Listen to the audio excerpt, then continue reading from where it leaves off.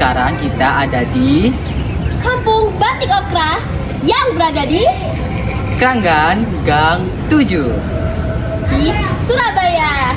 Check it out.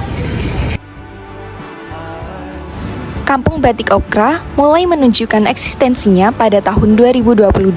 Walaupun baru berjalan kurang lebih 2 tahun, Kampung Batik Okra telah dikenal oleh masyarakat luas melalui berbagai strategi yang dilakukan.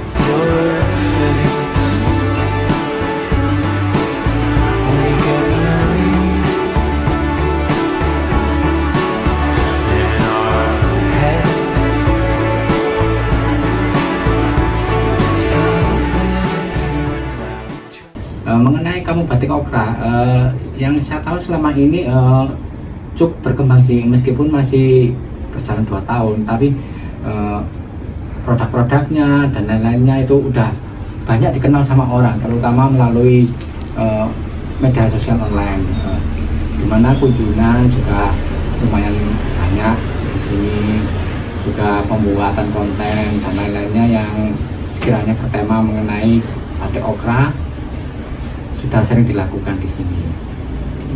Mungkin bisa diberikan kayak contoh misalnya kegiatan yang pernah dilakukan gitu Pak di Kampung Batik Okra ini. Seiring dengan perkembangan batik okra yang semakin dikenal luas oleh masyarakat, berbagai event telah kita selenggarakan, terutama dengan anak-anak para mahasiswa melalui workshop dan pembelajaran kepada siswa-siswa di sekitar ini, terutama kepada anak SD, SMP melalui pendidikan dari fakultas, UNER maupun dari universitas yang lain-lainnya. Jadi kita berupaya semaksimal mungkin tidak hanya menghidupkan batik okra saja, UMKM di sini, tapi juga potensi masyarakat yang ada di sekitar sini agar Kampung Kranggan ini yang dikenal sekarang sebagai Kampung Batik Okra lebih semakin dikenal luas oleh masyarakat luas. Oke, baik.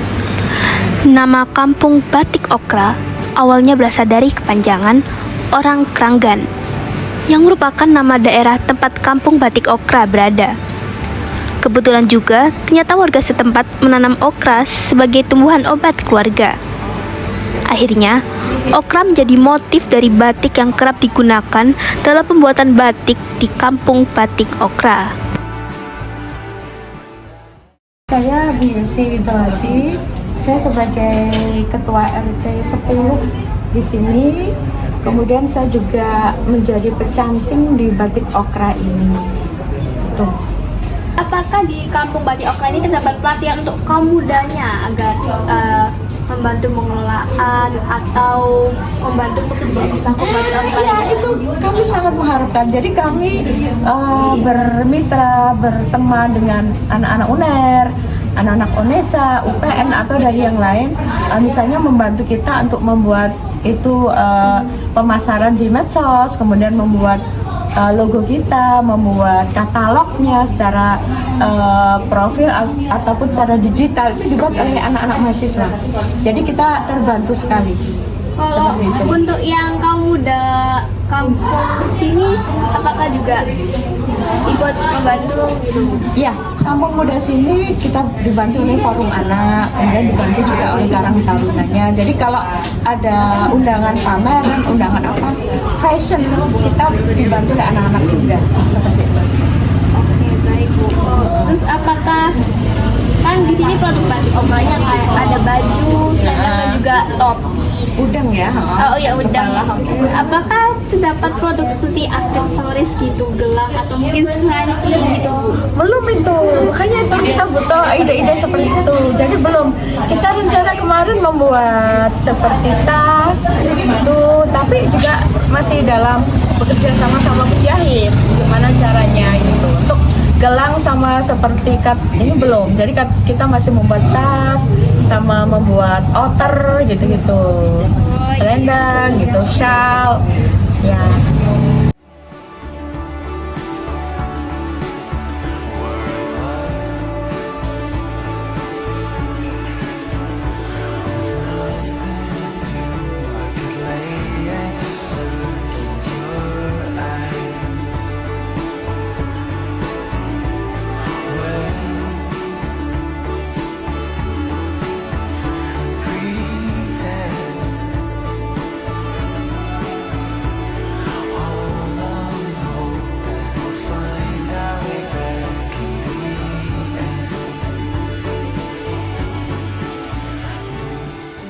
Baik Bu, lalu strategi apa saja yang Ibu lakukan pada Kampung Batik Okra ini dalam mempertahankan eksistensinya di era modern? Nah itu, jadi kita sesuaikan batik ini dengan anak-anak Gen Z sekarang ya. Kemudian kita promokan bahwa batik itu nggak susah di zaman sekarang karena semua alat itu sekarang udah modern. Seperti kompornya kita udah pakai listrik ya, nggak perlu ini. Kemudian canting juga kita bisa pakai canting listrik.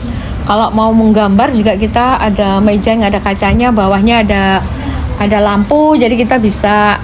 Jadi nggak masalah lah untuk proses membatik ini sangat mudah gitu. Jadi kita perkenalkan kepada anak-anak muda bahwa batik ini tidak sesulit yang dibayangkan seperti zaman dulu gitu ya.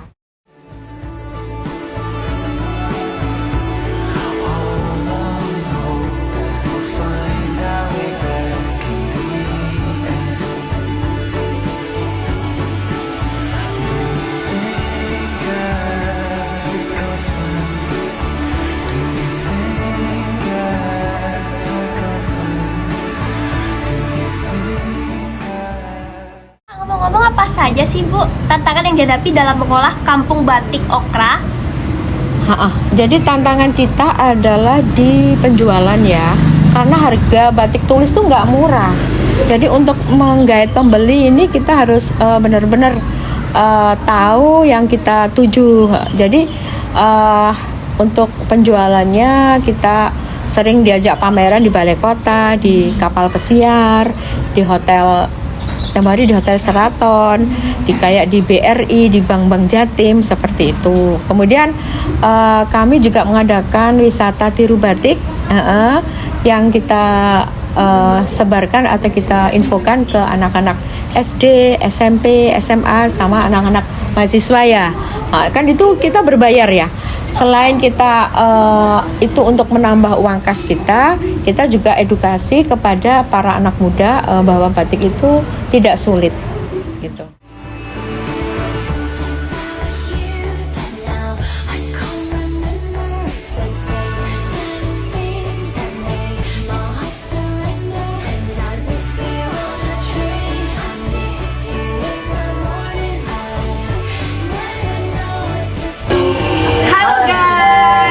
Jadi sekarang kita lagi ada di mini galeri Kampung Batik Okra.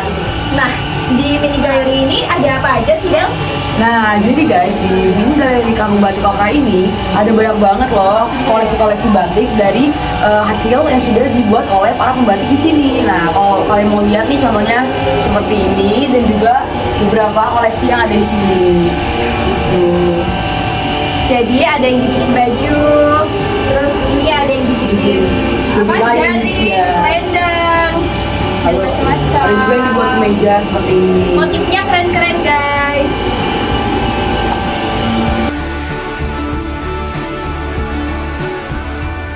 Itu apakah ada yang Ibu rasakan sebagai warga setelah adanya kampung wisata Batik Okra ini?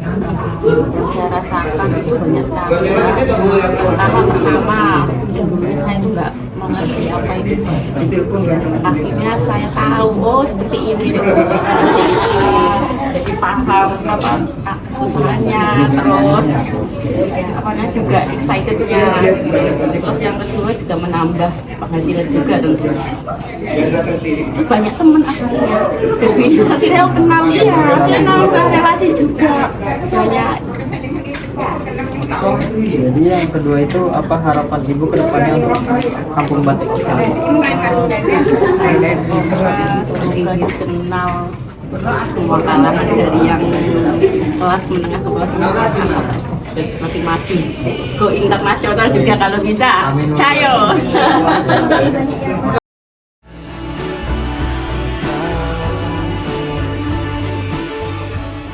Nah, gimana? Tertarik nggak ikut membatik seperti kita?